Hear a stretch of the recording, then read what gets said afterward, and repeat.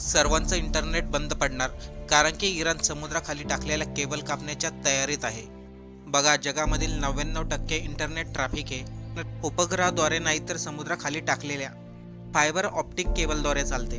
लाल समुद्र आणि स्टेट ऑफ हॉर्मुझ हे दोन असे मार्ग आहेत जिथून आशिया, आफ्रिका, युरोपला जोडणारे महत्त्वाचे केबल जातात.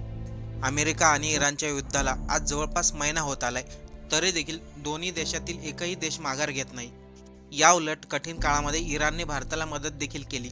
स्टेट ऑफ हॉर्मझमधून भारताचे जहाज सोडण्यासाठी त्यांनी परवानगी दिली.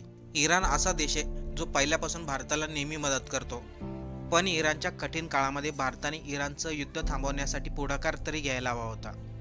इराणने क्लिअर धमकी दिली आहे, आता हवेतून जमिनीवर युद्ध नाही होणार, तर डायरेक्ट डिजिटल अटॅक होणार, म्हणजेच समुद्राखाली टाकलेल्या इंटरनेट केबल कापल्या जाणार. फक्त या गोष्टीला भारताचा त्रास होऊ नये म्हणून इराणने या गोष्टीवर अजून ठोस निर्णय घेतलेला नाही.